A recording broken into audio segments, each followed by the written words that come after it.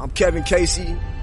I'm a professional mixed martial arts fighter. And right now what I'm about to do is issue a warning out to all other competitors. I don't want overs. I just expect them to happen. Fatty's gonna fatty is real. He is terrible! He was gobbling fucking wieners and buns. I'm gonna go quick because I don't give a fuck about anything that's gonna happen on Saturday. And we're back. It feels like it's been a while, but the MMA Analysis has not hung up its microphones. We are back in action. We just take off for fight cards we don't deem worthy. And this week we return to the land where supposedly it all started, Brazil, for what looks to be maybe the best fight night card in at least a few months. Anyway, we got like half staff this week. I guess that's good. The Canadians, they must be on one of their like 87 holidays. They're not available. But we got, the American contingent, ready to go. We'll start with, the Kentucky gentleman, the Sodsman, Wes Colvin. What's happening? What's going on, guys? Yeah, good to be back, man. Silver got the game going on one of the other screens. Got a good little mush action going. Our Ben Fade has got a good start, so let's get this one home. And you were in Vegas recently, right? How was that? Like, good time out there? Yeah. Just we hit Denver first. Got to see our homegirl Trish and our boy Jeremy flew out with the wife. Great time. Denver is awesome place. I would. I missed part of that. I assumed you liked it. Yeah. And then took the wife. Me and the wife went out to Vegas, man. We had a good time. It's a little different than going with the boys, but it was fun all the same. Made a little money. Craps table was good to me, so had a good time. So when you were in Vegas, you weren't hanging with the boys, is what you're trying to tell me? No, I was hanging with the old wifey this time. Did your room have 4 or 5 room? Bed. Did you? 4 or 5 rooms? bedrooms? You didn't see the pic? I kind of made it to where you use your imagination. I took one of the bedrooms and just kind of hit the hallway and was like, just imagine on the other side of that hallway is 5 other bedrooms. You know what I'm saying? That's how I roll when I'm out there, man. When I see guys and I'm in the sports book and I'm betting and I hit like a $10,000 football bet. And, the guy next to me, like, he misses it because he played the spread instead of the money line. I just go ahead and give him 500, man. You got to feel sorry for guys like that and just pay their losing tickets because, $10K. So you mean you were out there for 5 days and you didn't sleep in a different bedroom each of the 5 days? What were you thinking? I just stayed in one. I just got the 5 bedrooms because I'm one of the best, maybe the best gambler on the planet. I hit 10K bets. When I'm out in Vegas, I'm doing business deals. I'm not trying to meet nobody. Don't keep DMing me. Trying to meet up for a drink. I got business meetings the whole time I'm out there. Things to do. You hit up any of the nightclubs, dude. I couldn't beat them off of me. I just had them coming up to me, and you can see me because I'm like 7 foot tall, right? I just kind of hover over the crowd.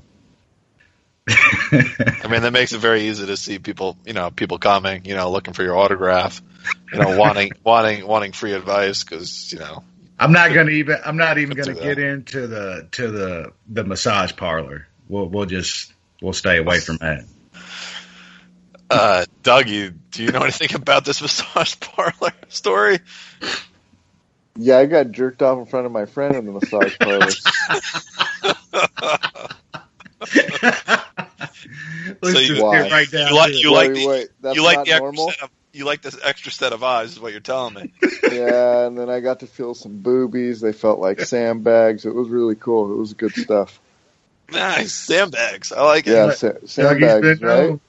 He's been known to perform under pressure. That's for sure. Not sandbags. Oh. Quick release. Oh shit, man!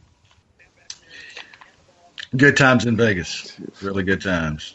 I'm glad that happened. Dougie, I'm glad you perform under, like I said, with more eyes on you. It happens that way. When money's on the line, Dougie steps up to the plate. So we have some, obviously, we have a pretty big fight card this week to get into. We'll kind of go back into the card last week from Gdansk, Poland. Now, if you could tell me anything about Gdansk, I'll give you a prize, but no one does, and that's understandable. Interesting fight to start the card, but it really didn't play out that way. I think the guy who ended up losing this fight just was kind of pulling guard in his own weird way. I don't know if you guys saw it that way.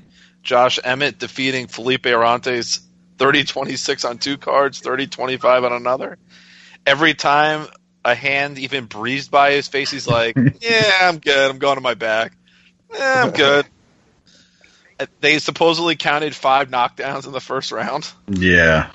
Yeah. Wes, thoughts on this one? Yeah, I mean, Emmett might be pretty good down at 45, man. I don't know how much the power is gonna, translate. He did get all them knockdowns, but like you said, Arantes was just flopping all over the place whenever he was touched. But yeah, man, with that wrestling and his cardio did seem to get a little bad in the third, but he still kept a pretty good pace, man. So yeah, I'm kind of I'm intrigued by him down at 145. I think he's instantly pretty one of the top 7-8 guys up there. I mean, he looked really good. So yeah, I'm ready to see more of Emmett at 145 for sure. Dougie, were you fascinated as much as I was about Arantes flopping around like a certain somebody at a massage parlor? I don't remember that. I don't know why. I don't really remember this fight that well. And yeah, you don't remember a guy. But that's a weird. punch That whizzing by his head about 12 inches from his head and falling. I must not have been paying attention or something. I don't know what I just didn't catch that. I don't know. That's weird. I'm not super impressed with Emmett personally. I don't know why. He's probably better than what I see, but 45 is a better weight class for his size, I think. We'll see. I don't know. I just don't feel like he does anything that special. But he doesn't. No, he's not special or anything. But next fight, Aspen Ladd defeating Lina Landsberg by TKO, ground and pound. Wes, important question here though. More intimidating grunt, Aspen Ladd or Maria Sharapova? Go. Well, I mean, Sharapova's jacked up on all those Russian steroids, so.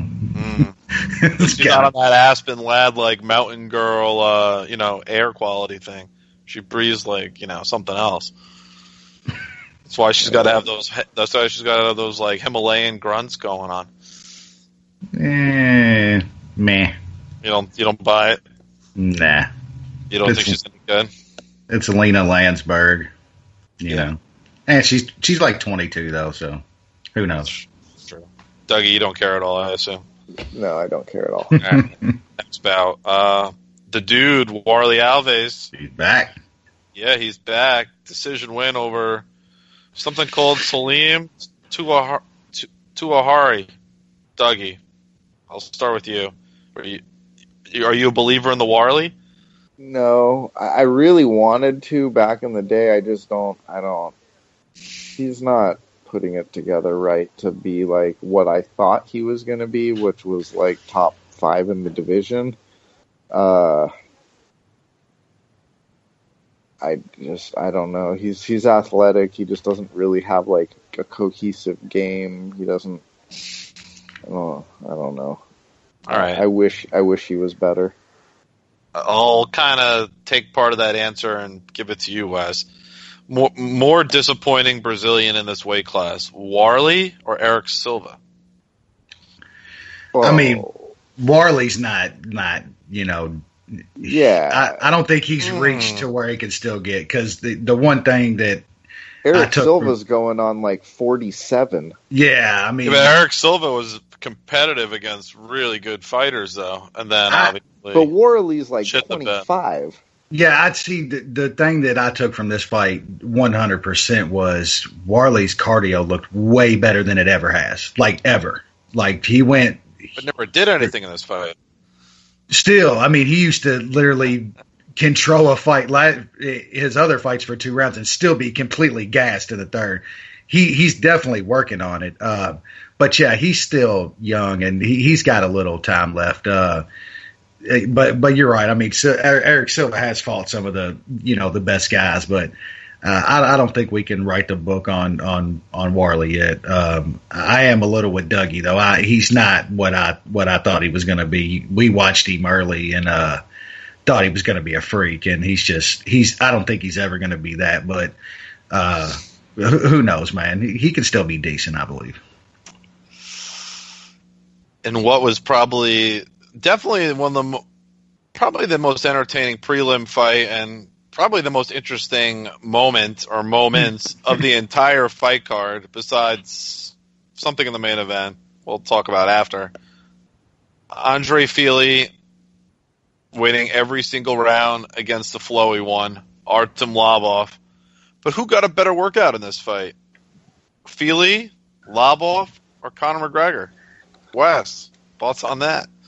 I mean, Conor was literally as high as you could fucking be running around that cage, dude. Like, seriously, you can tell when Conor's been doing the good. Like, but, man, I tell you what, I've faded Artem for 2 years now, and my dumb ass, I don't know, man. I bet him in this fight like a fucking idiot. Yeah, me too. I should have seen it coming, man. I don't know what I was thinking. I took a little bit out of the Cub fight, I think, like everybody did, and we know Cub just kind of cruised in that fight, and he made Artem look better, what Artem really is. But yeah, Fili's decent, man. I think that kid could. I don't know. He's just taking some bad losses. That's another reason why I bet Artem is just Fili gets in that spot sometimes and just doesn't show up. But he did, man. He looked really good, and maybe Artem's done. But Artem's going to get as many fights in the UFC as he wants. That dude could lose another 10 in a row, and he gets as many fights as he wants.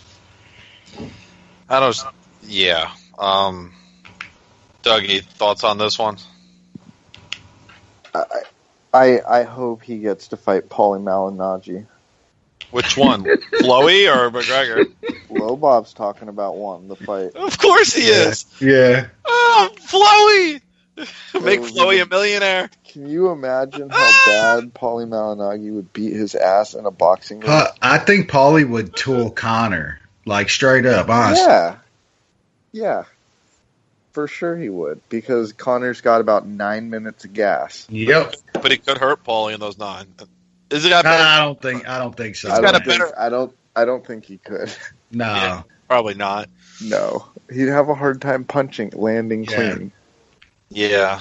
And just Paulie, you would think Paulie would take it a little more seriously, even, he doesn't want to. After about 3 rounds, Paulie would know that he could walk through his power like Floyd did, and then he'd go just headhunt him. Mm-hmm. And imagine what he does to Artem. I'm pretty sure if Tony Ferguson gets to fight Conor, he's going to try to do the same thing. Just make him work for 5 minutes and then fucking go to work. I don't know. Do you think Tony would do that though? Tony might just want to go for the kill as fast as possible. I think Tony'd want to make a statement and beat his ass pretty bad. Like, there's a pretty clear game plan on how to beat Conor. I think so. Yeah, absolutely. Definitely. Yes, it's a tortoise in the hare, right? he's just a front runner. That's right. But I don't know how many miles Connor, logged in this bout. Had to be about a mile and a half from what I saw. Can't say I've ever seen anything like that before. Isn't that illegal, actually? Like, isn't that against the rules to run around the cage? Well, not just why that. Why don't they just coach? Like, why does you're only allowed to have so many cornermen. That's the rule. It's not even that it's illegal. It's that if you have ever been to a fucking fight, the ushers would stop that just based on someone doing that in front of people in the first row. But it was Europe and it was Connor, so he was getting away with it until the ref did something. I mean, imagine going to a basketball game and you see some asshole running around the inner rung, like around the court, like Spike Lee running around laps. Like, come on now. I mean, you would never see that because exactly. They would be thrown out. Ridiculous. Flowey's takedown defense is I don't even know. I mean, it's worse than terrible. It's F-. It's bad. I mean, it's really bad. He needs to train with fucking Edmund a little bit and work on that head movement because I've never seen a guy stand so fucking upright and stiff in my life, dude. Edmund head movement, one of a kind coach, trains champions. God, Edmund and Lobov together is just so Could you good. imagine? Oh, that'd be so good. That's so good. I love this. I would love them to do one of those UFC whatever those video shows confidence. They do, countdown shows. I'll be so good. Oh, the confidence be oozing out of their pores. Awesome. That would be great. Next fight up, catchweight bout. Ramazan MV, another Dagestan killer, beats up Sam the Pillsbury Doughboy Alvey. 30-27 across the board. West, as soon as you saw Alvey and you knew how much how much weight he had to lose, and then he missed weight, you had to think this Russian was going to win, right? Yeah, I mean, I liked Russia going in, but then Alvey's talking like he's got to cut, 40 pounds or something like that week? Yeah. Like, no way, dude. Yeah, and he did not look good. Like, Alvey ain't never looked the best, but goddamn, he showed up with that Eric Spicely body going on. So Eric Spicely body. He was in trouble from the get-go, man. I am a little disappointed that Amib didn't go for the kill, though, man, because he could have took Alvey out many times in that fight, and he didn't go for it at all. You're surprised a Russian didn't go for the... Nah, disappointed because I had inside the distance. Let's put it that way. So, they're not really about finishing in Russia. They're more about the foreplay. Ride that shit out. Exactly. Next bout, pretty entertaining bout. Brian Kelleher, TKO of Damien Stasiak. Kelleher really turned it on late here and got the finish. Wes, are you finally a believer in Brian Kelleher? Yeah, I mean, more than I was. I had a small bet on Stasiak in this fight. Yeah, I mean, more than I was. I mean, he still lost to Marlon Vera. So let's kind of put it in a little perspective. But it was a good win. Yeah, he looked decent. Yeah, I'm intrigued to see what they do with him next. He's still fairly young. I think around 30 or 31 years old. So, yeah, we'll see. Dougie, thoughts on this one? I thought they were the other guy because I didn't watch the fight when it first started and was like, all right, Kelleher's that guy. And you switched them up. Yeah, so I wasn't sure what the fuck was going on there. That's fine. Yeah, but Kelleher, good performance. I think Stasiak was kind of underrated, even going to this bout. I mean, considering where he started from, decent fighter. But Kelleher showed he was a little bit better. Maybe another notch on the class level above Stasiak from a skill perspective. Preliminary headliner, I guess we'll call it. The return of Marcin Held, and he was in a bit of a dogfight with this dude, Nasrat. I'm not even going to pretend to pronounce his name. Even I'm not going to do that. But he did get the decision. Don't agree with the 30-27s across the board, but that is the result. Wes, what did you think here? Yeah, another tough one for Held. I mean, I don't know what to think about him anymore, man.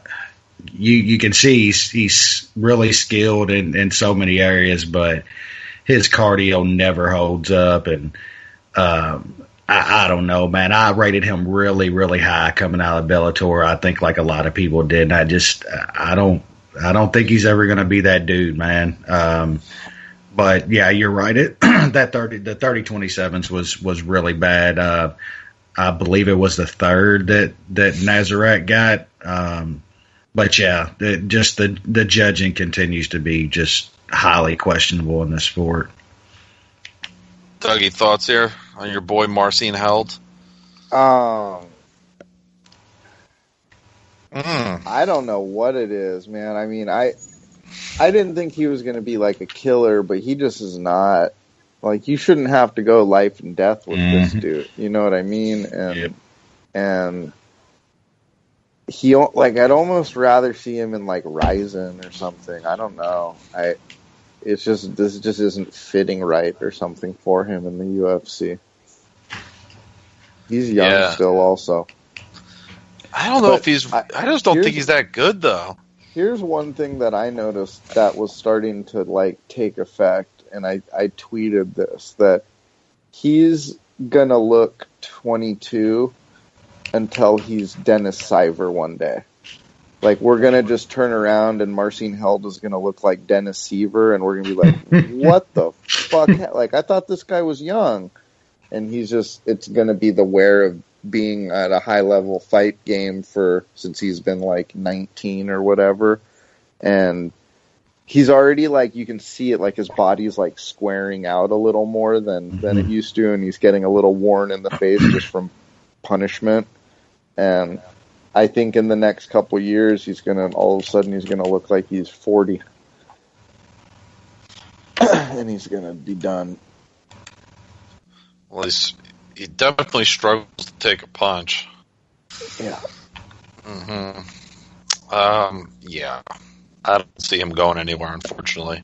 It's just the way it looks to be going. I'll start with Dougie on the next one. Main card. This guy is definitely interesting. Debuted with a win. Oscar, let's call him Pie Chode.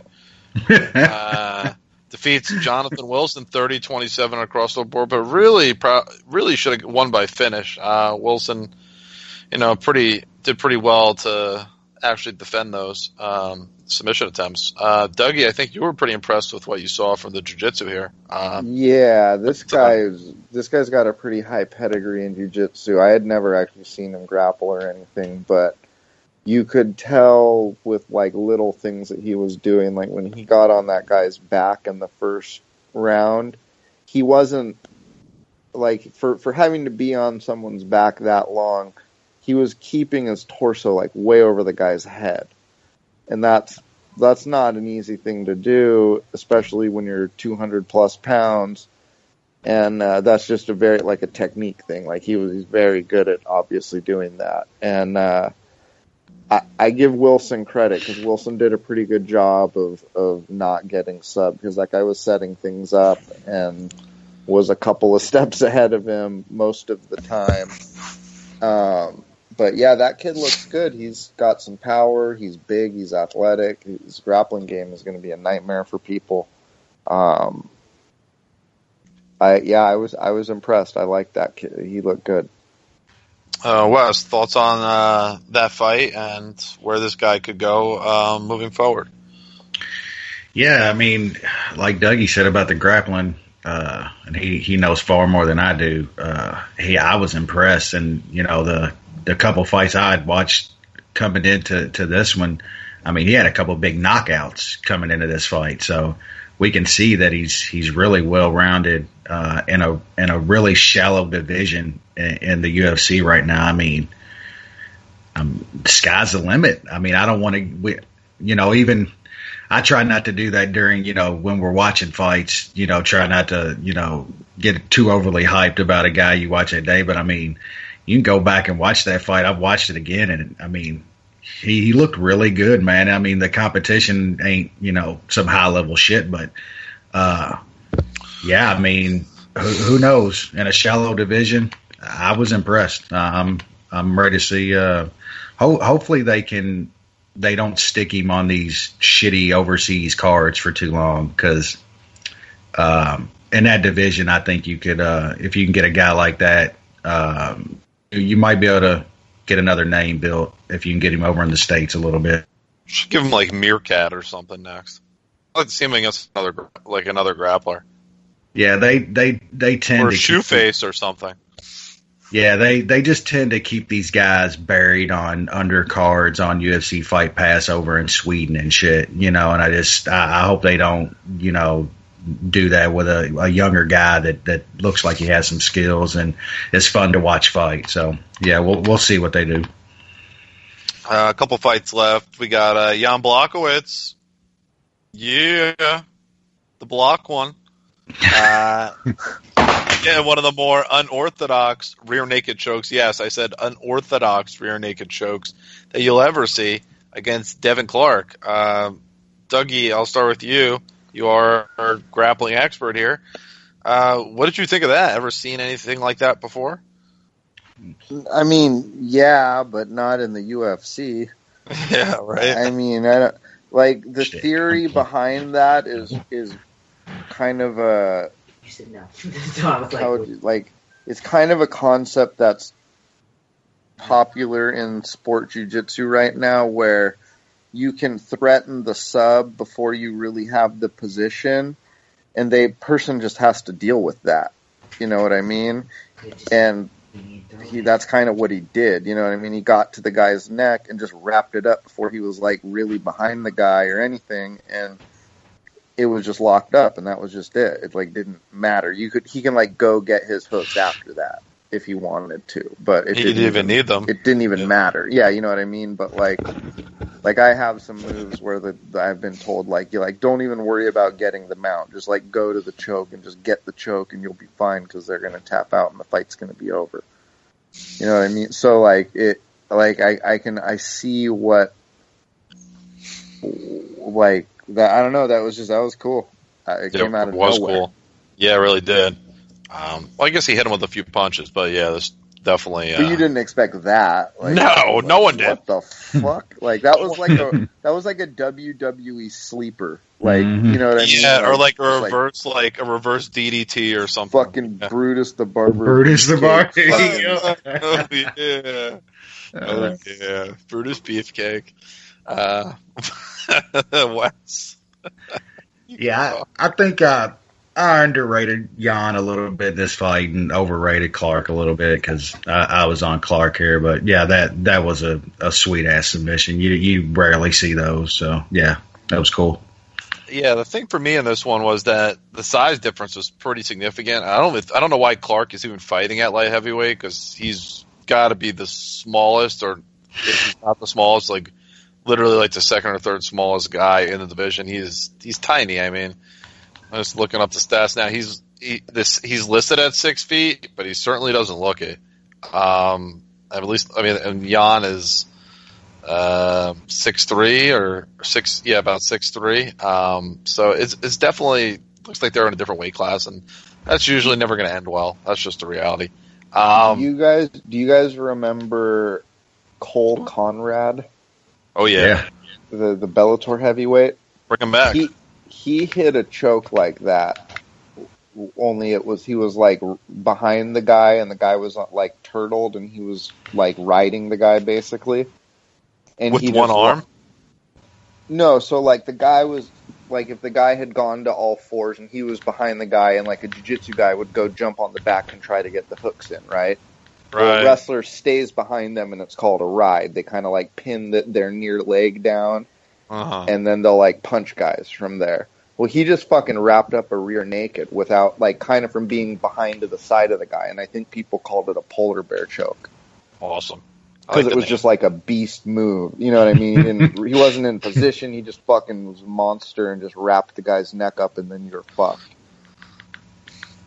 I like it. But it was, yeah, similar type move. Definitely like that. I love the name. Co-main event. Really don't want to spend very little time in this bout because it's, to me, Kovalkiewicz wins every round against Jody Escobar, and kind of like a typical Carolina performance, just out volumes her opponent. So either of you. Next. Yes. Wes, next. Yeah, next. All right. I know what everybody wants to talk about. Main event.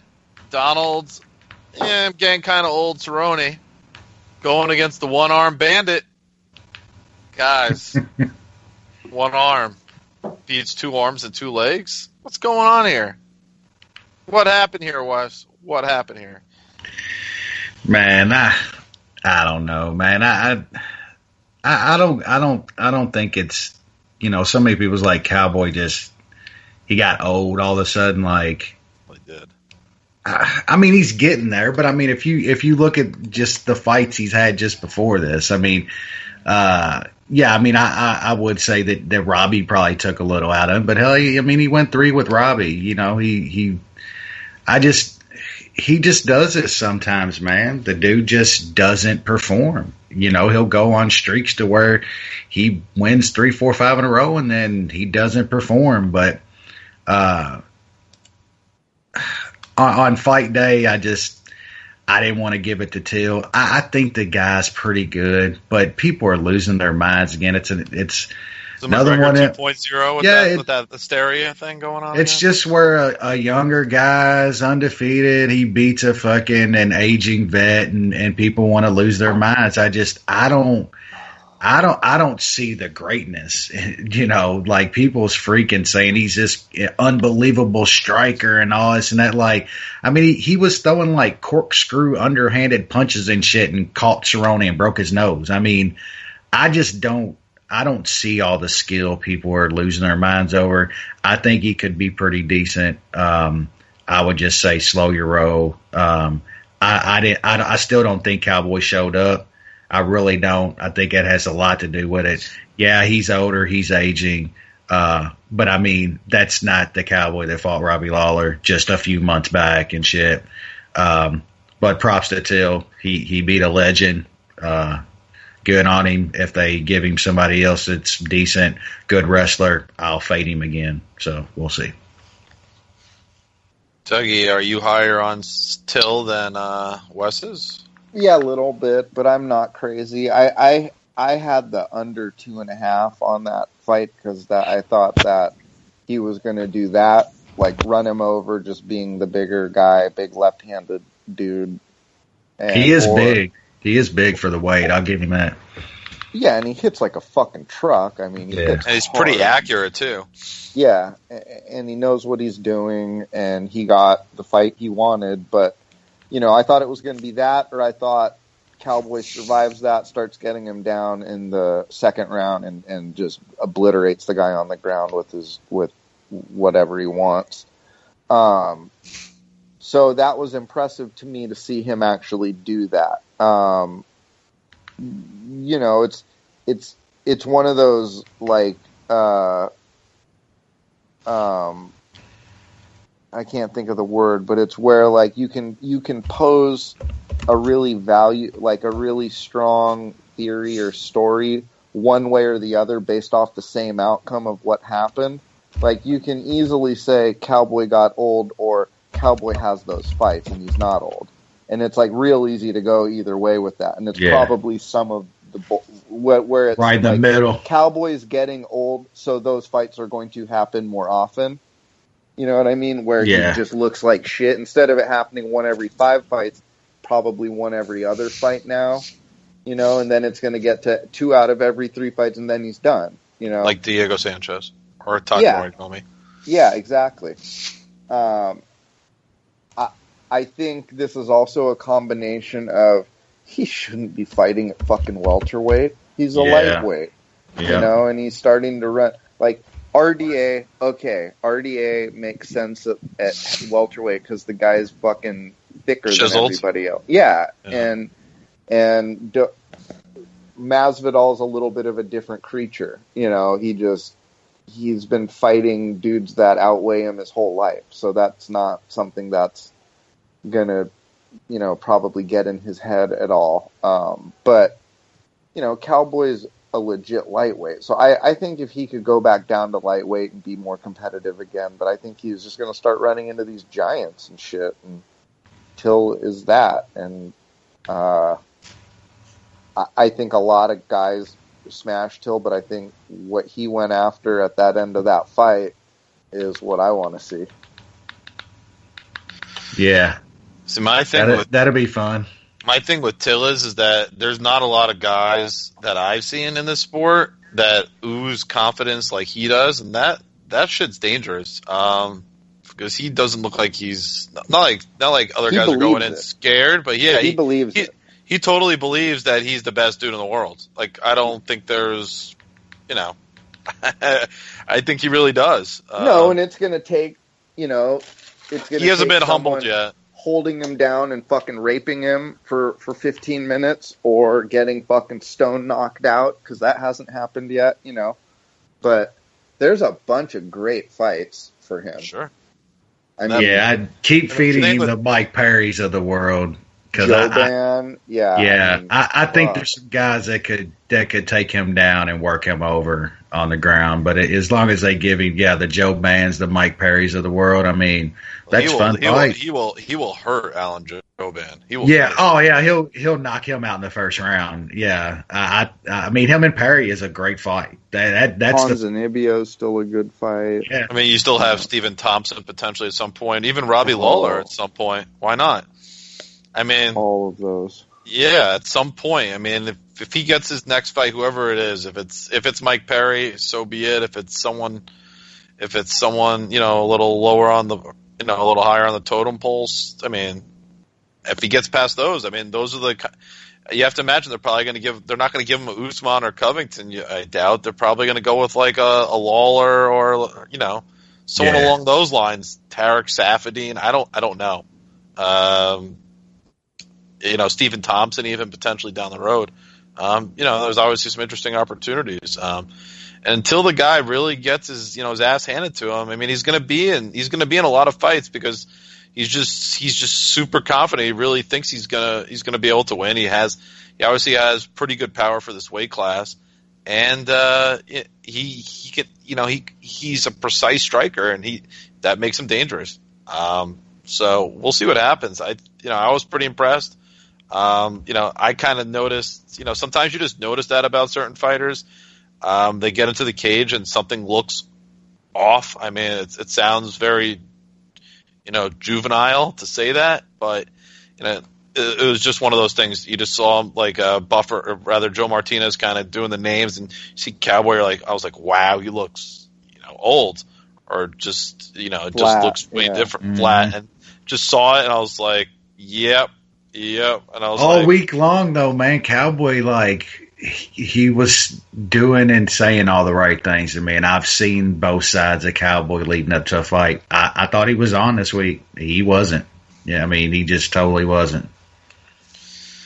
No, he's, I think, 34 now. I mean, it doesn't make him, you know, there's obviously guys 50. fighting, you know, 50 guys, 5 years. Yeah, right. But there's obviously guys that are 37, 38, 39, 40 that are still fighting and, you know, doing so very competitively, like a Yoel Romero, or we've seen Dan Henderson fight really late in his career. I mean, there's a lot of examples.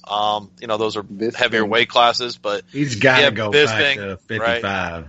He's got to. He can't be like messing around with these younger kids and shit at 170 now. His skills don't, you know, rise to that. Like, he used to be able to do those 170 fights, and his skills would make up for the size difference and stuff. He ain't gonna be able to do that. Not against kids. It's kind of like the same thing when Ben Henderson went to Bellator first, or even the UFC took on a couple welterweight fights. Remember when he fought Brandon Thatch? Yeah, he won the fight, but I was like, dude, like, you're not. Yeah. Oh, you know, he started to get exposed, and size is a real thing. I mean, as much as we want to talk about, the technical levels of, technical abilities, but, a full weight class is a full weight class, and it could sometimes be very difficult to overcome. Anyway, we said we were going to talk about this Brazil card, so I guess we should talk about it. We got 6, 10, it looks like 12 bouts. There's only one debuting fighter on the card. I don't know if either of you guys saw him. I'm going to assume maybe not. His name's Marcelo Gome. He's facing everybody's favorite Danish fighter, Christian Colombo. Coming to it. I assume neither of you guys want to talk about this bout. I sprinkled on some fatties at plus money. Some over. I'll tell you a little this. I did my scouting report earlier this week on Marcelo Gome. Christian I'll tell you this. Colombo's really bad, right? He is really bad. Yeah, he's terrible. At least he's tall. I mean, whatever. The other guy's facing is like 6'4", 6'5". He's only 25. He's Brazilian. He's 5-0, 5 KOs. But he's okay. So he's fought 5 times professionally. 4 of those bouts were against fighters that did not have a professional win on their resume. Okay, the other guy that he faced, I think it was his most recent fight. The guy had a 1-2 record. Oh, exactly. So I saw some of the video. Like he looks he looks kind of the part, just physically, but I have no idea. Dude, if you're an athletic, run-of-the-mill heavyweight boxer, why the fuck aren't you trying to get MMA fights? Yeah, what do you have to lose? Literally 6 months of sprawl training. Like, literally. And you can get into the UFC at 5-0 fighting dudes with 1 win combined. Like, Rico could be champ, dude. Like, Rico would be like top 2 or 3 the minute he put his signature on a contract. He's really so good. Crazy. That's why you see really Saki, good though. Saki running over that dude. Give him a little. He had fucking a year and a half of some MMA training. Saki over kicking dudes in the head, He's kind of undersized though. He's been doing that light heavyweight thing, in my opinion. But Rico's like a legitimate 6'5". And has great cardio. So for me, I think he's probably the most natural of those dudes. I mean, it just makes a lot of sense. Plus, he's really good. Saki's just a guy that's been knocking out 250-pound guys with boxing gloves on for a decade. Saki's going to be like Saki for as long as he does. Is be like Vanderlei. He's just going to be like a buzzsaw, and it'll be like a kill or be killed thing, and it'll be fun to watch, and that's fine. That's what those guys do. Yeah, there's a place for that. I would love to see like a Robin Van Moosmalen over in that shit. I mean, just most of those kickboxers are that's what they do. It's just head hunt till somebody falls down. I love that shit. Remember when Tyrone Spong was supposed to do MMA? Man, I mean, he did do some MMA. It's just his sort of. He got that leg got broken, man, and that was the end of him messing with MMA, dude. I thought 4 or 5 years ago, I think that guy might have been one of the scariest dudes on the planet. Like, yeah, what could have been? What could have been? Next fight up, interesting flyweight bout, I think. Garrett Brooks, coming off his win over Eric Shelton. Taking on this dude, Davison Figueiredo, who I think is actually a pretty good Brazilian fighter. Wes, any thoughts on this one? Yeah, I've looked at this a little bit. It's a hard one to call, man. You got to look at a little bit of competition here. And I think that Brooks win over Shelton is a really good win, man. I rated Eric Shelton pretty damn high. I was on him in that fight. It was a really close fight, but I think that's a really good win for Brooks. This is still a tough fight, man. Alcantara's not bad. Just the level of competition is a little different here to me. Don't see how you can really bet this fight. I'm going to pick Brooks here. I think his wrestling could be the difference here. He could hold Alcantara down for a couple rounds. He's the pick, but I can't bet him. We got a missed field goal sighting in Miami, in Baltimore. What a surprise. The mush is mushing. The fade is real, baby. The wind. It's the wind, right? Sure. Dougie, any thoughts here or move on? Garrett Brooks is that monkey god guy. Yes. Yeah. Oh, Very dumb nickname. Very dumb nickname. Yeah. Dislike him severely. Why do we dislike him? He seems like a guy you don't. When he first came in talking a bunch of shit, and then he came in talking shit to McCall, and it was like, right, I remember that. You haven't even had a fight yet, and you're talking all this crazy shit to people, and you look like a fucking nerd doing it, because you're getting really mad about nothing. So, like, I picture this guy getting really mad, and then taking all his clothes off in his house, and being really mad in the nude, and just, putting mud on himself and just rubbing it on. Yeah, like rubbing red lipstick like really wide on his fucking mouth like over and over again. Just being like having a list of people that fucking called him a nerd because it's fucking long. You know, we haven't talked about this since it happened, but Dougie, what do you think about Ian going over to Risen? Perfect. I had no idea that he had been released. That I was like, oh, none of us did. What the fuck? Sweet. That's cool. Well, you didn't know about this until now. Oh. No, I knew about it, but I just didn't know that he had that's cool. Horiguchi and him in the same tournament. Hopefully they fight each other. Yeah, it's gonna be awesome. I think that's the perfect Let thing. Ian do a bunch of steroids, like fucking sweet. Do what he can do to stay healthy. You know what I'm saying? It's gonna be tough for Ian though. That will be a tough one for Ian, I think, that bout though. Oh, get going. I'm behind. Y'all probably done seen that run. Yeah, God, this kid's fate is so goddamn real. It's unbelievable, dude. I know. It really is. But yeah, I mean, I wish Ian. Problem with Ian is they had so many years of his kind of prime ability taken away, and obviously, you know, those plethora of injuries. I mean, outside of like Dominic Cruz, like I don't know whose career like in the lower weight class has really been decimated. Nobody. Those two, right? Yeah, Ian McCall's got some of the worst MMA. And then there's the guys that just never came back, like T.J. Grant and Chris Holdsworth. Yeah. Apparently, someone was telling me the other day that. I saw that. I saw it combo. Zane Simon was saying something like that. Chris Holdsworth still is like claiming he's training to fight. I said I don't believe it. I'm sorry. T.J. Grant's obviously he's retired, but he's fucking mining. No, has anybody like? I don't think I can ever remember somebody like being like title shot guy and then literally never fighting again, like never stepping back into the cage. Like being right there of getting a title shot if you show up.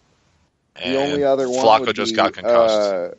Which is weird that we're having two Colt Conrad fucking mentions in one podcast. But he had the belt and just walked away from it. Oh, okay. Yeah. Yeah, you don't hear that often. I mean, TJ. Oh shit! Are you just seeing that now? Yeah, Flacco. Flacco just got concussed. Yeah, I don't think Flacco knows what day it is. I'm about to see it now. Oh fuck!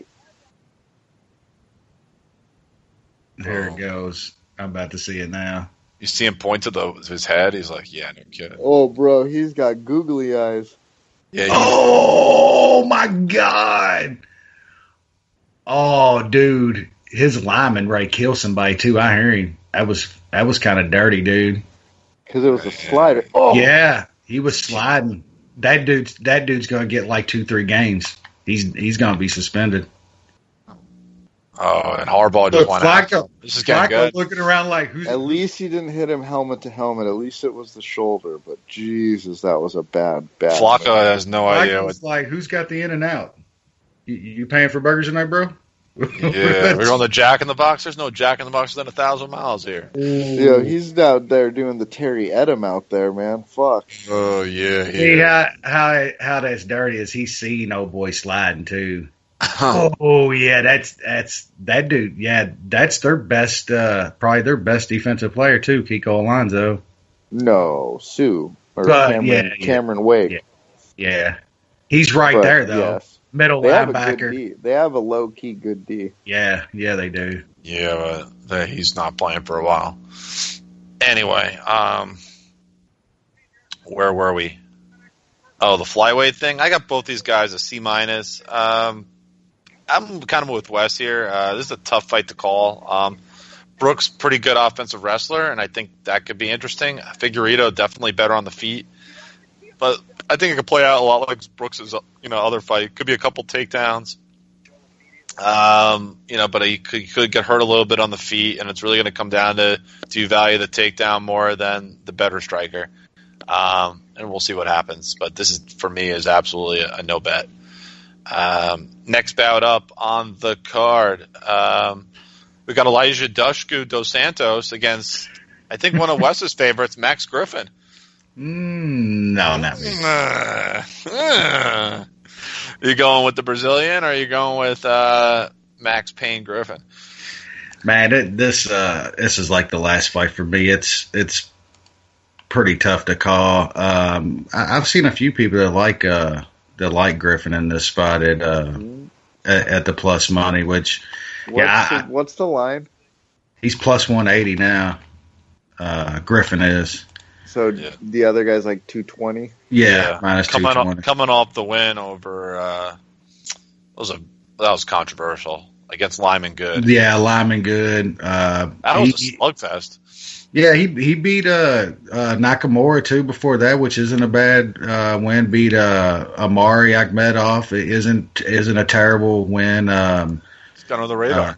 Yeah, and I mean you got Griffin that just pretty much KO'd Eric Montano in like 30 seconds his last fight out. Colby worked him over pretty good, but I mean I could see people taking a shot here at that kind of price on Griffin, but I think Brazil gets it done more times than not down there in Brazil. So pick is going to be Elijah Dushku. But I can't fault people taking a little shot on Griffin here. Thoughts here, Dougie? Oh, the Brazilian guy's going to mop the floor with Griffin, I think. Griffin's, I've watched this guy for a long time because he's a California guy. Yeah. And he's kind of slow. I think he's going to get broken. Like I think this guy's going to be a lot stronger than him, and he's going to be able to like body him around. Like this, Max Griffin is a worse version of Lyman Good. Like he's a smaller, weaker, slower, less good at kickboxer. Like for real. Like I didn't realize that was that guy's last fight, but that's a very like comparable styled guy, and he's worse. Is how I would say in almost every single aspect. Like the guy that's his head coach is a guy named Dave Marinoble, who's like a fucking karate expert. Like, you know what I mean? It's like it's garbage. Max Griffin's not very good. I think this Brazilian dude at negative 220 is a good play. He's good. I didn't realize that good. was on. Like I hadn't paid attention to that. Like kind of like I buzzed over that, but. Yeah, I would have like that guy should be like negative 300. I think he opened a little lower than that too, if I'm not mistaken. Let me look at that. That surprises me. Nah, it was he got bet down. He was minus 185 at one point. Yeah, like that's a bad line. I got Dos Santos a C-, Max Griffin a D. I'm with Dougie. I think Dos Santos wins this fight. He's got obviously has a pretty solid, last few fights in the UFC. Kind of throws the kitchen sink, a lot of variety. Definitely has just more to offer than Max Griffin does, who I think is mainly a striker. Could land a couple big bombs potentially, but Dos Santos went toe to toe with Lyman Good and really showed a lot of talent in that bout, and that it could stick. So I like him. Haven't bet him yet, but that's kind of an interesting piece if you wanna. And if you're looking for a parlay leg with one of our favorite Brazilian fighters of all time, who's coming up a little later on the card. Moving up on the fight card, we got Jared Gordon, New Yorker, taking on Hakran Diaz. I know, Wes, before we started the show, you were talking about this fight. Give your thoughts here. Yeah, I kind of like Cochran here. I know the dude's up and down, but I mean he's got a couple good wins in his last 5. Went 3 with Feely, went 3 with Cub. I know there's some, you question his cardio a little bit for sure. He can slow down, but man, in Brazil, and I'm not sold on Gordon off of one KO against fucking Michael Quinones. I think Cochran's is a tough out here, and I'm surprised at the line. I didn't think he would be plus 150 against Gordon down in Brazil. So I could see him getting a couple rounds here. I'm going to take the shot at plus 150. I think that's a tough fight for Jared Gordon to go down into Brazil and win against a really tough guy. So yeah, give me a chance at that plus 150. Dougie, thoughts on that one? I can't remember Jared Gordon for the life of me. Nobody can. Is he a brother? Nah. No. No. He was a featherweight champion in cage I would have jury. lost that bet because Jared Cannonier's a brother, and that's probably the only fucking reason. Jesus. A black Jewish man from Alaska. Good. Alaska. That's right. I like also that the Brazilian dude in the fight before, you could shorten his name to Eli Zaleski. And you would have no the fuck idea what you're looking at. You think he's about to say some insurance, huh? Where's that Jewish dude? Where'd that Jewish dude go? That Polish dude, like Eli Zaleski? Like, that guy makes watches. Yeah. But so I don't have a super strong opinion on this fight because I can't remember Gordon at all. Cochran Diaz is a pretty solid fighter, though. Yay! Yeah, this is an interesting bout for me. Yeah, it was. I got both these guys C-. Diaz, he's certainly getting older. He's not really great on the feet, but he's kind of a physical stalwart. And he makes you have to work to beat him for sure. I really liked what I saw from Jared Gordon in his first UFC fight. He's a real workhorse.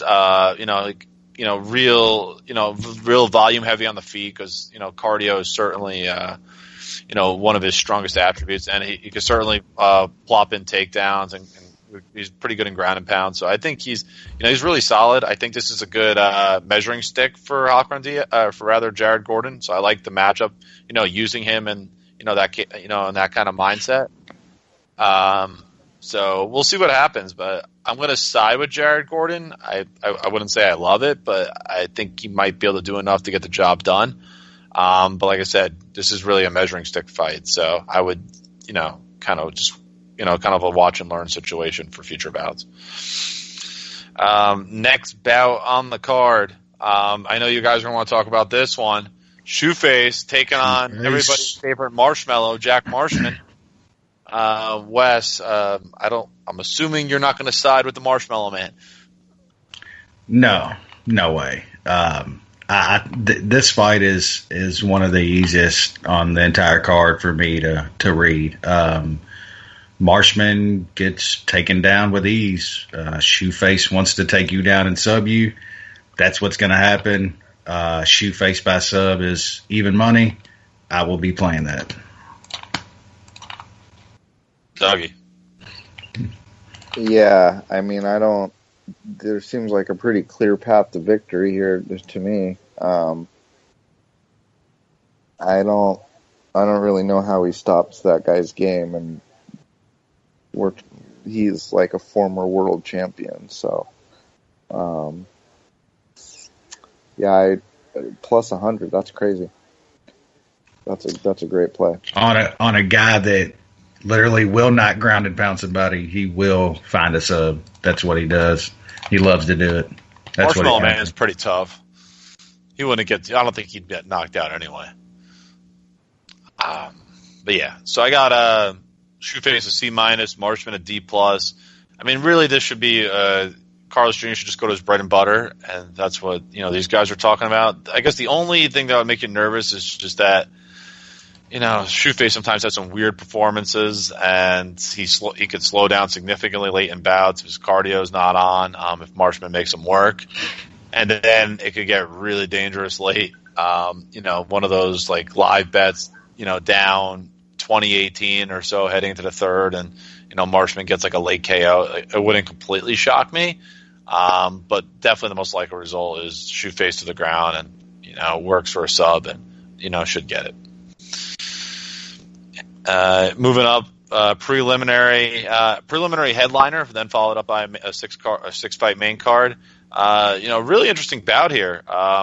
Vicente Luque, I believe, fighting out of the Black Zillions. Yep.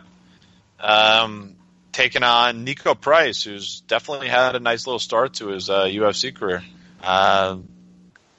Wes, what do you think about this one? Good matchup, huh? Yeah, this is a really good fight and a really close fight. I've been going back and forth. I still really don't know who to pick in this fight. Nico's had he's had a pretty good start. I mean, it was a really nice win over Joe Ban. You got to look a little closer into that fight though, because Joe Ban is like really chinny now. So, how much can you put into that? Still a decent win. Decent win over Thatch too, but we know how good Thatch is now. Luque, he started kind of rough, but he rolled off just some crazy wins, knocking dudes out. Ran into a really good fighter in Leon Edwards, though, man. They used his game on him. I think that fight's going to be this fight's going to be different than that one, though. I see this being on the feet for most of this. So, oh shit! Did they just do it again? What happened now? A punt returner just got blasted by a Miami Dolphin. Was that Alonzo again? Why is he still in the game? How did he not get ejected? Seriously though. He's going to get suspended and not ejected out of the damn game. I swear he took a similar shot on this punt returner guy. Different guy. Oh, it was a different guy? Yeah, it wasn't. No. Damn it. My stream's so far fucking behind. It's helmet too. Yeah, good stuff. There's going to be a ride at the end of this last place you want to do it too. Let me see this real fast. Hold up. All right, there's the punt. Damn, I'm way behind. Oh, he caught fair catch? Oh, no, he took off. Oh, it's 34. Yeah. Man. So I'm kind of I'm back and forth. I don't really know who to pick in this fight. I know I saw a couple people that got the early open on Price was like plus 130 or something. I couldn't argue with that, taking the dog in this fight. It's close. I'll probably flip a coin for Talmaster pick. Dougie, any thoughts here? You going to go with Nico Price as well? Honestly, I think I've picked every single Nico Price fight wrong, which means I've been bet against him every single time. So I am bad read on him. I didn't think he was very good, and he's done a lot better than what I thought. Luque is pretty good also. This will just be a good fight. I don't have like a real strong opinion on this because I've been so wrong on him that I'm like afraid of it. Because I think normally I would be like, yeah, Luque is probably a better fighter here, but yeah, I wouldn't Price do anything on this one at this point. Yeah, I agree. It's a tough fight to bet on. I got Luque a C-, Price a C. I like Price's offensive wrestling game.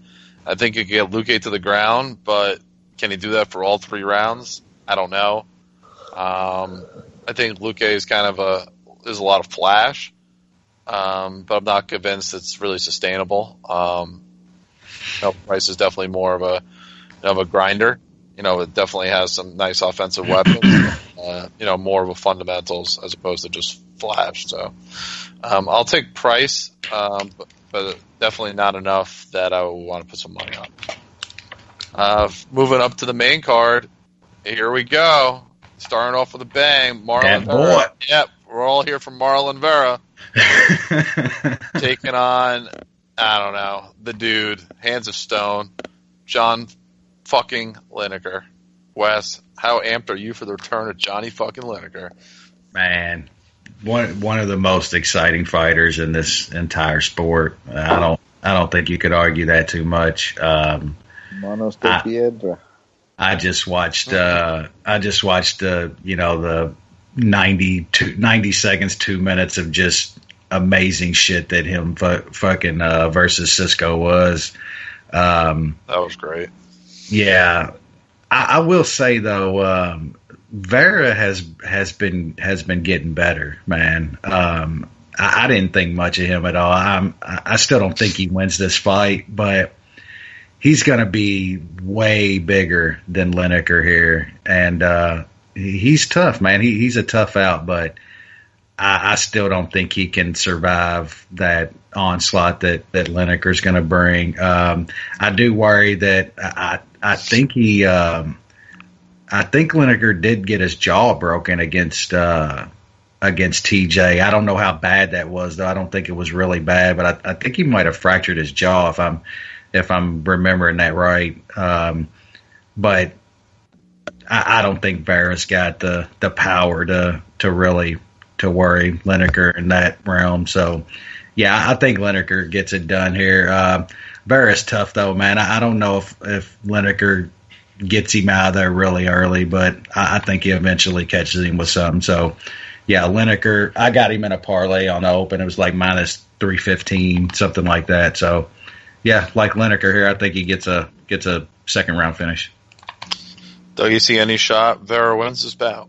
No, not really. At this point, I don't think I'm playing Lineker either, just because it's pretty juiced. But I just love turning my phone on to all caps and seeing John Lineker fucking bouts and just shouting things at people on Twitter about him.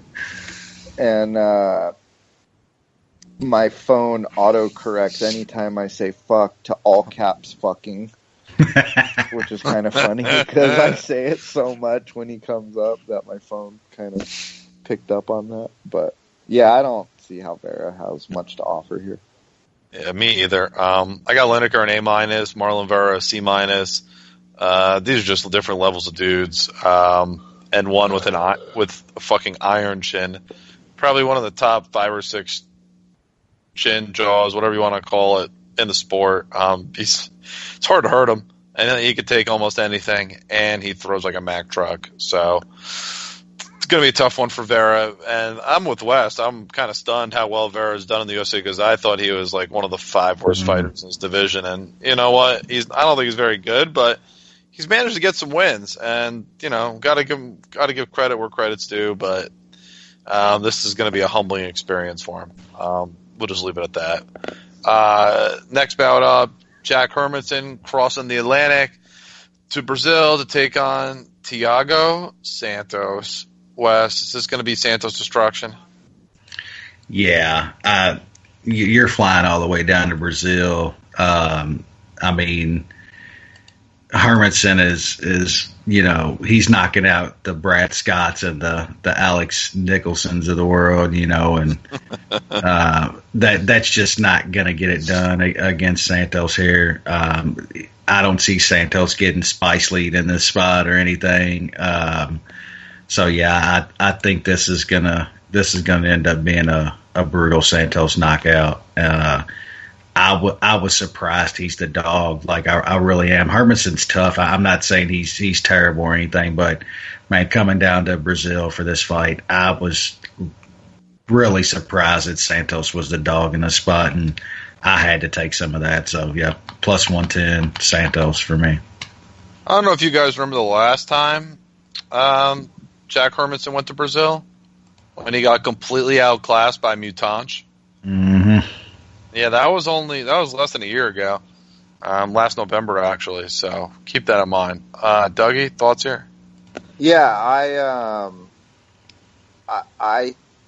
my initial immediate play on this was the over because I thought Hermanson would be kind of try to wall install his way to a little bit, but I just think physically he's going to get pretty overwhelmed by Santos. And I think being in Brazil is going to help. And that's a pretty surprising number to see that guy at a plus number in Brazil in this fight, where he probably should have been negative 150-ish, something like that. Yeah, that is a pretty surprising number. Yeah, I got Thiago Santos. Where are my numbers? C+, Jack Hermanson C-. There's just some real big physical advantages for Thiago Santos. Again, Hermanson, like I said, last time I went to Brazil, like, it was a really flat performance. It's, location isn't everything, but, long travel, certainly sets a trend that I personally wouldn't like if I was a Hermanson backer. And I think it's going to be, Santos knows Hermanson's going to try to take him to the mat. That's how he's going to win this fight. If he kind of, just tires him out on the mat. Santos been kind of fighting smarter of late, knowing those type of things, and obviously knows how important it is to stay standing. So, I'll take Thiago Santos here. Not sure exactly when he wins, but, he's going to get the win here. So I'll take him, and he is our 5dimes.eu consensus bet of the week, Thiago Santos, and I believe the line is plus 105. The last time I looked, still plus 105. So 5dimes.eu consensus bet of the week, Thiago Santos plus 105. Really getting to some really significant bouts moving up on this fight card. We got Jimmy Miller going down to Brazil, taking on Massarin Duba, the guy who just, he's like El Duque, Orlando Hernandez. Feels like he's be 80 and he's still there. Francisco Trinaldo. Wes, do you think America could get a win in this bout? I don't know. We'll say it's pretty impressive that Jim Miller is. I believe he's setting the record this weekend for most UFC fights at 28.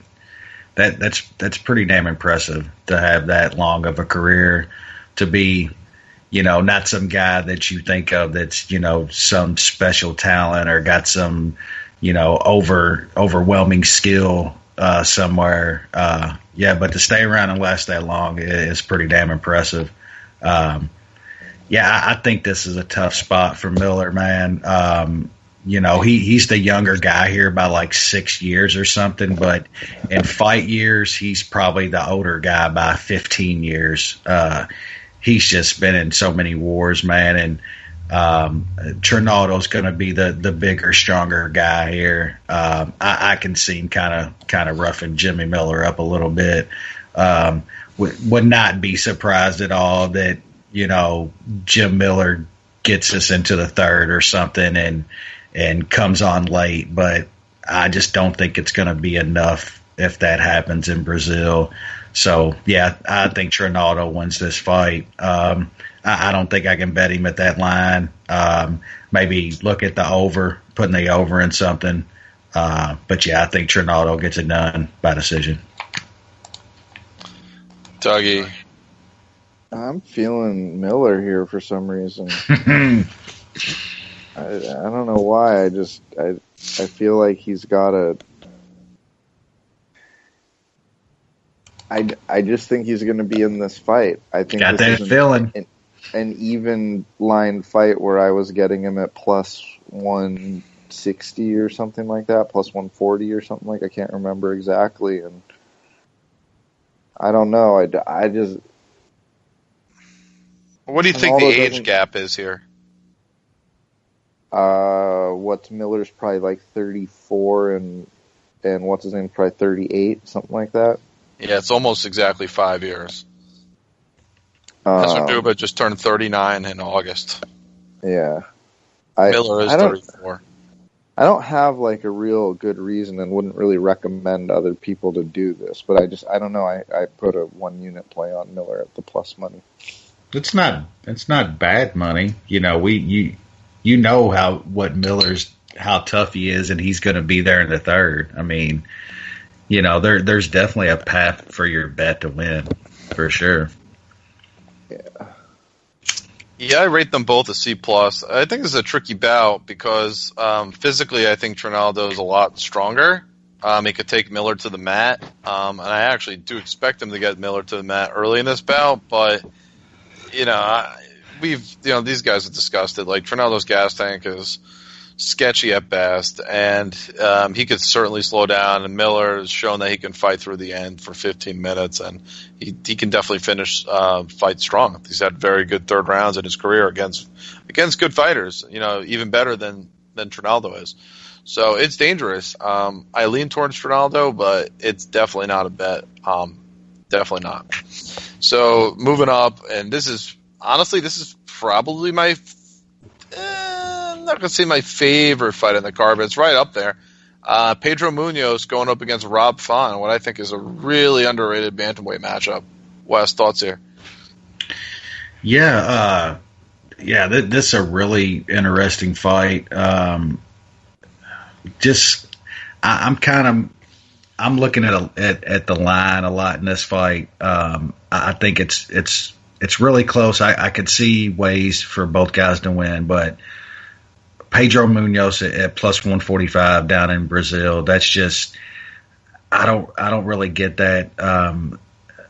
I don't think he's so outclassed on the feet that Font, if he keeps it standing, it's just gonna tool Munoz up. But I see Munoz getting takedowns in this fight eventually.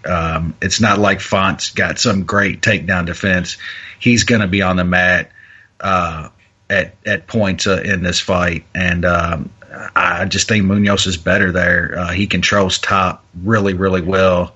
I see that's the path to victory here. Munoz is going to get a couple takedowns. He's going to control position. Font has very good defense, so I don't know if he's going to catch a sub on Font, but I think he can control him on the ground, and I think Munoz is going to win this fight. I had to take a shot at that number. I thought Munoz would be the favorite in this fight down in Brazil, so yeah, plus 145, I believe, is what I got, and Pedro Munoz for me. Dougie, what do you think of this interesting bantamweight clash? I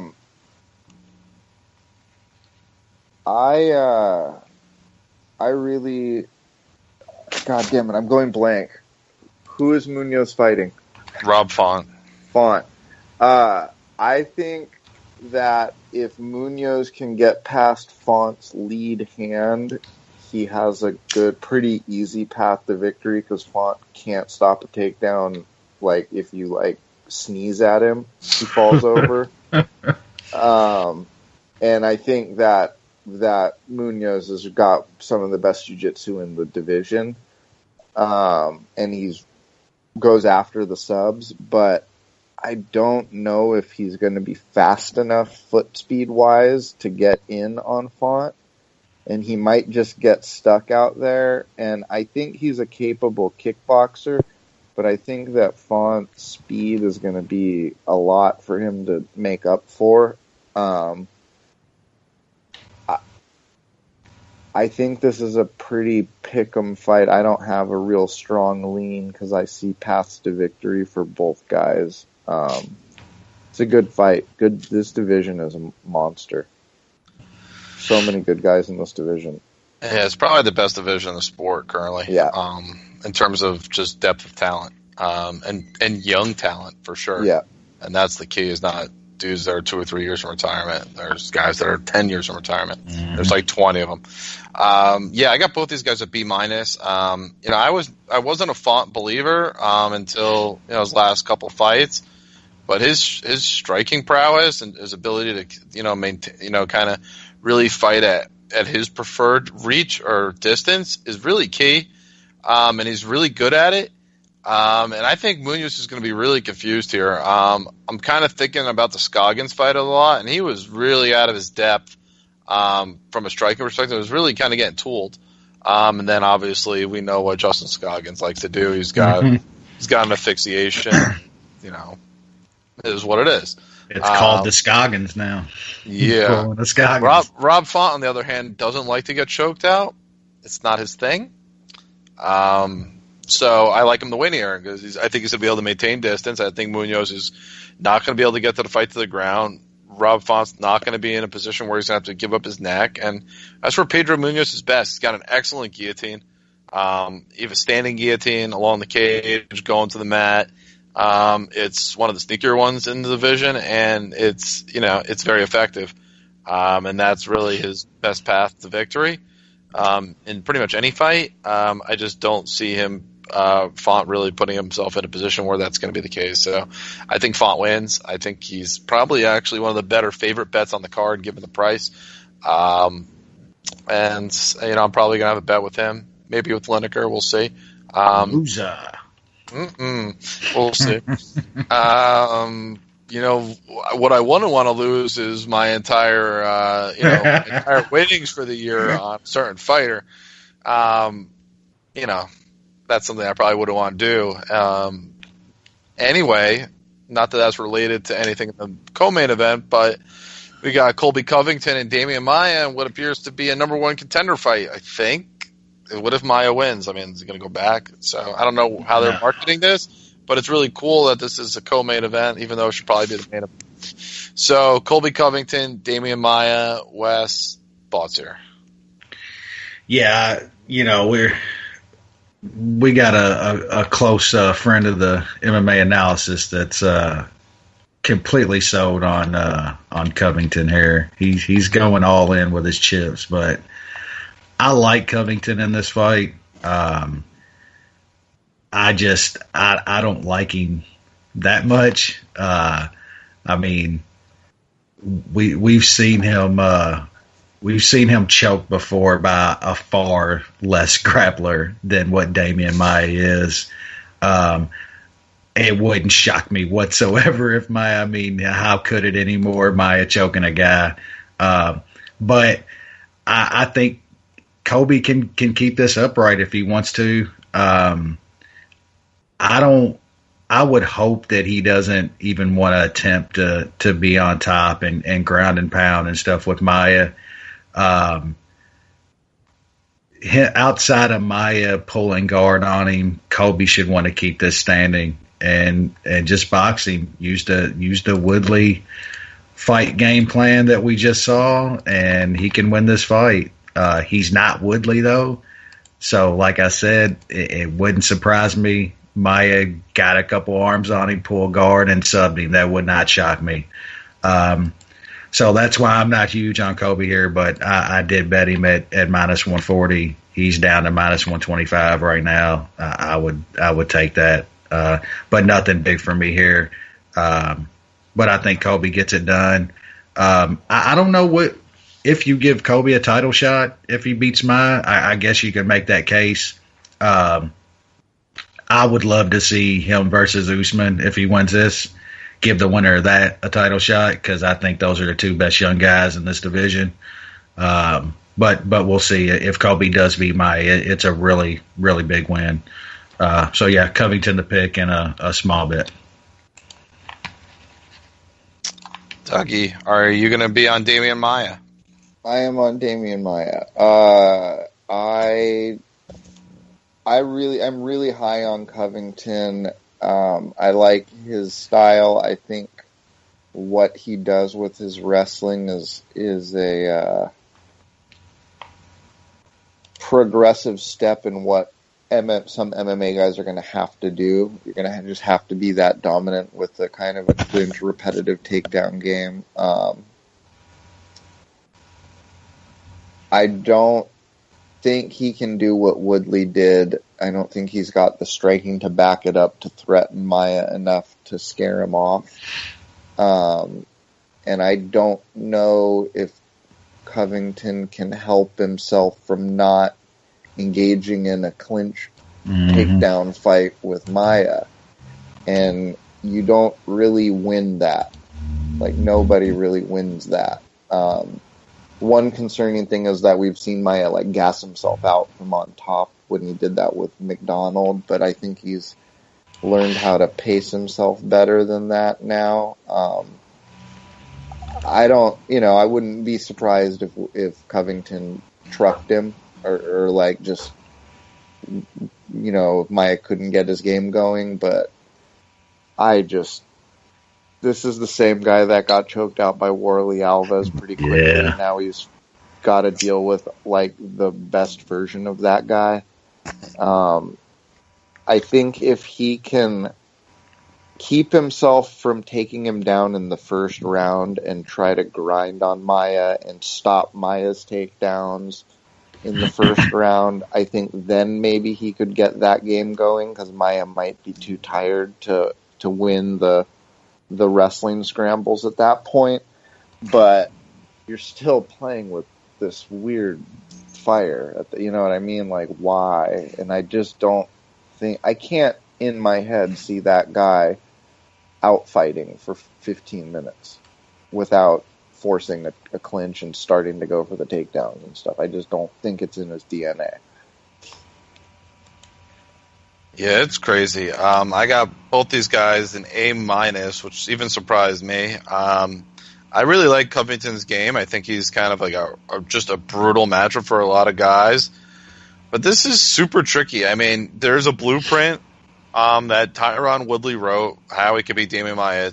It's fight from length and defend takedowns constantly.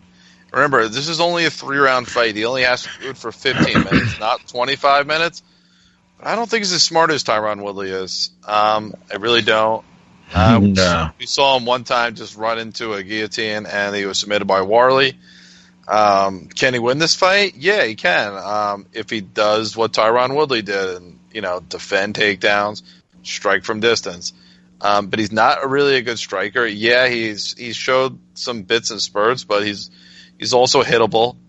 He doesn't have mega power, and he's been prone to some pretty stunning kind of situations in the past. So I think this is super dangerous. I really do. And I wouldn't want to have my money on it.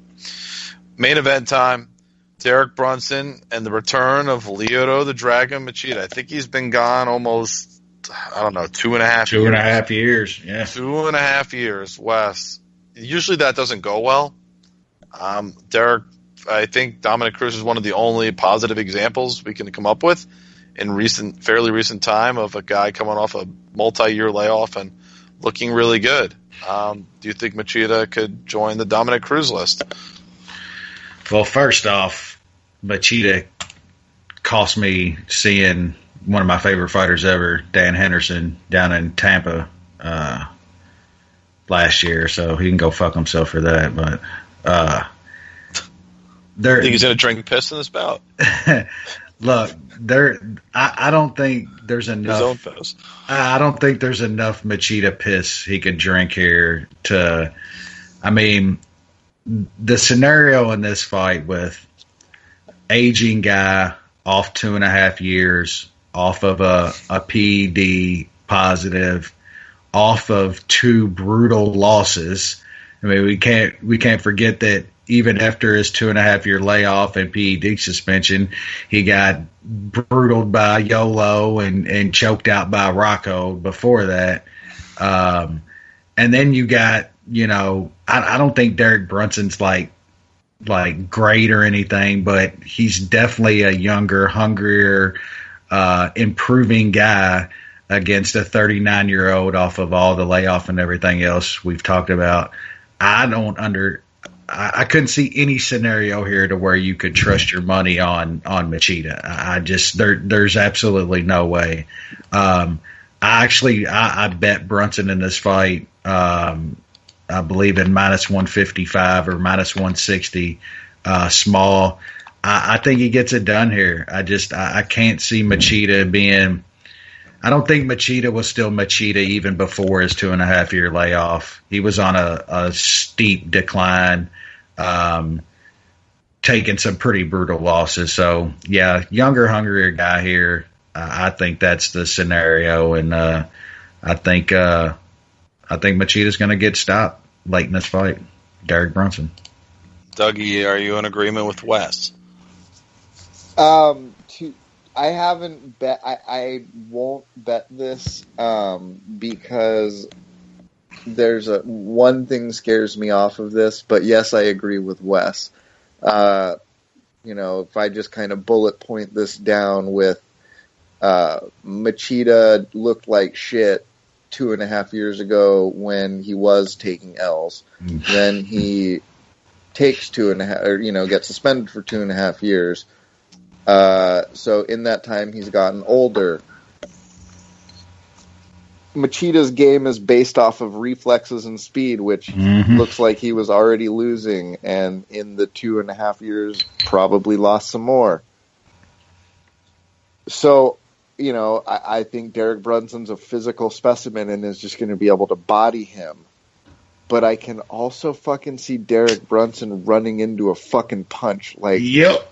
Like My God. Like 45% of the time, I fucking feel like I see that, and I can't get myself to bet this dummy because I can just see he's gonna win 12.5 minutes of this fight till he fucking loses it. He's gonna be winning 2 10-8 rounds, just molly-whopping him, not quite getting the finish, and then he's gonna run into a fucking elbow with his hands down because he's showboating or something. I can't get myself to bet him. I'm just going to stay away. And when he gets himself knocked out, I'm just going to be like, I'm glad I stayed away from that. You're probably right. You're probably right. I can see him do it. The scenes from that fight. And he's good at running into fists. He's really good at, way better than the average 185-pound guy. I would hope he, seeing the Anderson fight, though, he looked tighter and like he had stopped, doing that. I just hope he remembers that because we don't know what Dan Kelly, he just knocked him out in a minute. So we don't know. Dan. We don't know if he continued staying tight and technical like he tried to against Anderson. If he doesn't, like Dougie said, I could see Machida throwing up one of those kicks, throwing up one of those straight front kicks and bow. But if he stays tight and technical, I don't think this is going to be a really close fight. There's a lot of agreement here. I got this is tough. I got both guys a B. You really don't know Machida. He could be way lower than that at this point. It's been a really long layoff. Let me just pull up his age exactly. 39. He turns that picture right. Turns 40 next May. Right. It's tough. And he hasn't won a bout since 2014. Think about that. December 20th, 2014 is his last win. And got trucked. He's been trucked. Yeah, those elbows from YOLO. Yeah, look, the one thing is, you got to think he's going to be fully healthy or at least close to it in this bout. Obviously, he's, if he hasn't recovered from those knockouts, mentally he's never going to at this point. But Dougie said it best. His game is predicated on speed and reflexes, and the older you get, the more easily those things just kind of go away. So it'd be really difficult to put your money on him. I don't know how.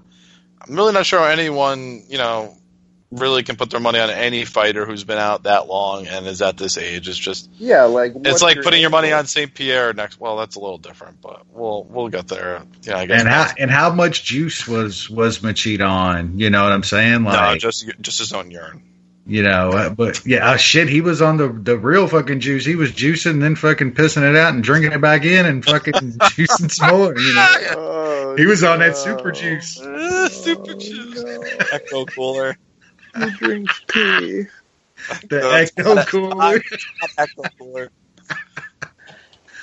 Oh, new substance on the USADA list. The fucking Machida Ecto cooler. Ecto hot. Yeah, it's probably very salty. Yeah. So I don't know how you can do that. And Brunson, Brunson's still pretty solid, but he just, it's a classic case of, just fucking fuck ups, and he's been doing some dumb things. Remember when he fought Jacare in Strikeforce, and he came in looking all badass, and then KO'd in 30 seconds. Yeah, exactly. I feel like I've seen that fucking a lot.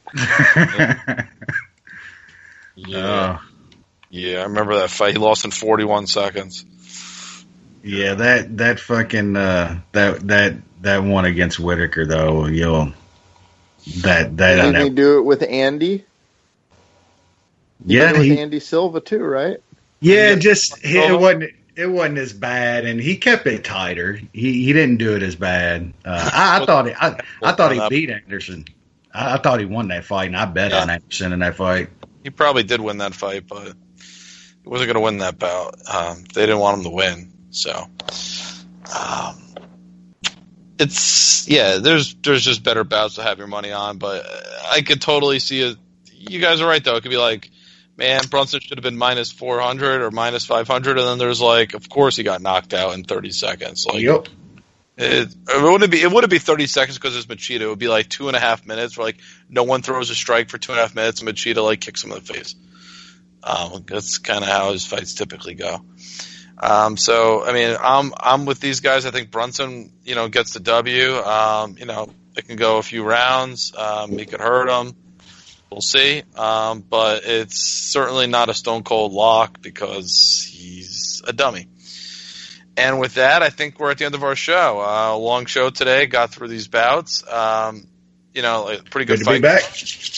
To be back, and then next week we go to good old Madison Square Garden for the return of Georges St. Pierre. One of the best cards of the year. I guess you have to say so. Yeah. Why the fuck do they keep doing this? I don't. They keep going, putting all this shit into New York, so the fucking officials can fuck it up and the refs can fuck it up, and this will be great. And then we get a dozen shitty cards. They're going to do something astronomically stupid. They got some interesting fighters coming up. Mickey Gall's returning. Whoa. Who's he fighting? He's fighting Randy Brown. Oh, okay. That's you got the return of Joe Duffy facing off against everybody's favorite lightweight, James Vick. Oh, yes. Exactly. We're going to see a little tall man defense in that fight. Oh, I love Joe Duffy. Mm-hmm. Little Drunk is going to be fighting against Johnny Hendricks. Little Drunk. Cute Labia. Cute Labia's on the card. Yep. Curtis Blade. Curtis Axel Blades. Yeah. Wonder Boy, Masvidal. And let's not forget, who's on the Fight Pass portion of this card? The man with a lisp. Yeah, fight Coriander. Yeah, he just took that fight not long ago. And Wonder Boy against Jorge Masvidal's on that main card. Whoa, boy. Oh, man. That's pretty good.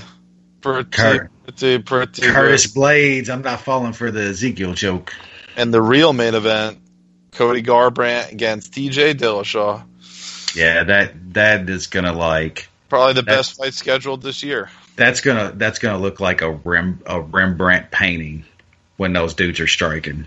That's gonna be so sick to watch. I couldn't give enough money to see Garbrandt put unconscious. I couldn't give. Are you going? I don't. No. What? I hate these Madison Square Garden cards, man. They're fucking. Jay, I could imagine trying to get in and out of that and shit. You know what I'm saying? Even trying to catch a train and shit out of there. That's probably totally fucked for hours trying to get in and out of that place. What, out of the Garden? Yeah. Nah, they got a million mass transit exits. That's not the issue. It's just they rip you off on these prices. And honestly, I've really kind of grown to like watching fights from my house. It's really. I got into a conversation with somebody about this. It's super fucking difficult to see at a venue. The atmosphere can be good, but sometimes. But I've had so many. I know what you're saying. Because I was at Connor Aldo, and it was worth that. If you can get for a huge event like that, what that card's going to be, it might be worth it. I mean, because that was the same night as Romero, Jacare, and Rockhold, Weidman. So it's the same type of a feel, you know what I mean? Where you have these just monster at the top of the card, and the feeling in that arena, because you're going to have the Canadian contingency there coming down. Good old Canada. And it's going to be rowdy. The live event I probably enjoyed one of the most, Jay, is the damn Foxwoods event that we went to. And that was a cool venue. Yeah, just kind of how they had that set up small, sitting up top over the cage and stuff. Is that one I was telling Reem to retire after he got beat by Rothwell? Yeah, when he was stumbling down the escalator and shit. Yeah. Yeah, good times. That was a good time. Yeah, it's just, I don't know. Like, it's hard to watch live sometimes because anything with the grappling aspects, you can't see a goddamn thing. It's like, yeah, you're watching a TV screen a lot of times as much as you would be, looking at the cage. Like the international venues would be a lot more fun live. When I was the Brazil card I went to years ago was fucking awesome live because it was just like the sound was just like pulsating the entire night of people chanting. Yeah, that's what it was like for the Connor card. Yeah, if you have that, then it's right. Then you have that. It reminds me of a soccer match. But some of these, especially in the New York area, the crowds have usually been pretty lackluster that I've been to. Like I've been to a bunch of events in Newark, and like there's a lot of the stupid booing and like. Yeah, it gets terrible fans and shit. It's very Jim Tan Laundry kind of juice head dude. That Newark card we went to wasn't bad. Our seats were decent and shit too when we was kind of sitting up. The crowd is like, man, you saw the crowd. It's like, yeah, it's not. They don't make it like a, It's, yeah, like an event. It doesn't feel like people are like raving to go back. Like, oh, what a great experience, Yeah. You know what I mean? Yep. Anyway, maybe I'll change my mind in the next week or so. Never know. I don't think the event's sold out, so there's still you'll get way better prices closer to the event. Those live events just don't sell out like they used to. Yeah, unless there's something really special. And that's the card is really compelling from a fighting perspective. Yeah. The St. Pierre return. Interesting, obviously. I don't know what the fight will be, but I guess we'll talk about that next week. So, thanks for tuning in, and we'll be back next week with the breakdown of that big UFC 217 card.